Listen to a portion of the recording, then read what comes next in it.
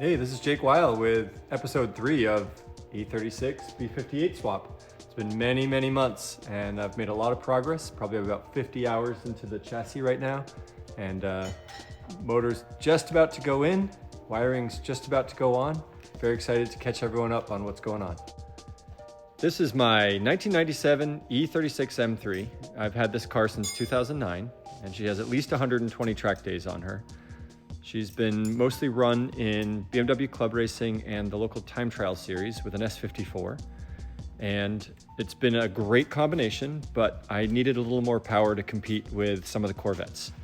So this is the reason for the B58 swap. Now, looking at the engine bay, the first thing you're gonna notice is the firewall's been pushed back. So we moved the firewall back 11 inches. And we were not going to be that aggressive, but we needed to make room for the oil filter housing because it was in the way of the brake booster. And so we've moved the engine back 11 inches, rebuilt the firewall, added a bunch of structure in there in case there's a crash. We've kind of tied in some C-channel into the frame. And you'll also notice the strut bar, which goes through the firewall and attaches to the dash bar and down to the transmission tunnel. And the main reason for this is weight balance. With the S54, we had a 56 front bias, and so I'm hoping to get a little better with the aluminum block B58, and then also a little more room for cooling. And gonna have a lot of radiators. We'll talk into that in a minute. So the biggest part of this is the fabrication. This isn't really something I've ever done before.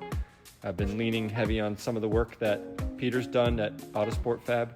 We had to open the transmission tunnel. We had to make patterns, finish the firewall, but figured it out. So looking at some of the details, the strut bar is bolted to the top of the shock towers, and then it's bolted to the firewall. We're gonna come inside the car here. And you'll see on the back side of the firewall, there's tubes that connect to the dash bar and then down to the transmission tunnel. We also put in an E36 steering column. It's magnesium and it has a lot more, it is collapsible and has a lot more adjustment in it.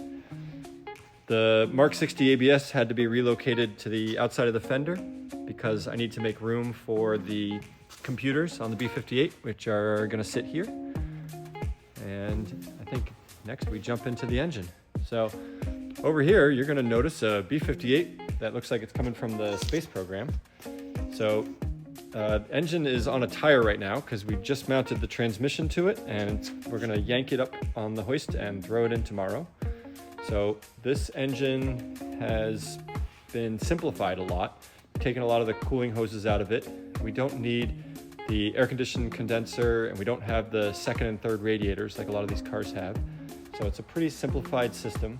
This is the RK intake, which we're going to start with, heard great things about, and have a lot of aluminum upgrades on this engine. So we have the, Alibaba oil filter housing, the neck, we have the drift headquarters remote oil cooler, which is going to run 10 AN lines to the front. We've also baffled the oil pan. Didn't really add trapdoors, but tried to add a bunch of baffling to try and maintain the oil. We've also going with a spec 6-puck copper clutch, which I put a photo up of so you guys can see. Should be able to handle the heat and the power. Obviously, this is a 6-speed rear-wheel drive. We're very lucky that we found one of the 1100 rear-wheel drive cars as a donor, so we can maintain a 6-speed here. Should be a great engine. 40,000 miles, and hopefully she just goes and she doesn't get too hot. One of the last things we've done is I really like my E36 M3 power steering system. So I've replaced the AC condenser with the S54 pump. Now I shim the bypass on these so they run cool, and I really like the way they feel, so hopefully that works with this combination. And lastly, we're gonna talk about wiring hell. So I've decided to keep the DME and the FEM stock. So today we had this awful, well, it was actually kind of fun, but I stripped down the body harness that we got from the F30. You can see over in the corner we have the rear seat from the F30 donor car.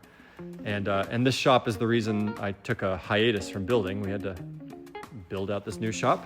So we have the FEM module, the start button and cluster, fuse box. We have an OBD2 and a throttle. We have an antenna. We have the engine connectors, and that's all that's left. Oh, and the fuel pump, the EPK system. So that's all that's left of the factory harness. And now we're gonna slap that on top of the motor. We're gonna install the motor, put the harness on top of it, try to get it started. And then assuming everything fires up, we will put all those wires in the car. We have a lot of radiators that we got to install, and on the next episode I will keep you guys updated on how it's going. Thanks for following. And just a little tease of what the motor looks like mounted in place.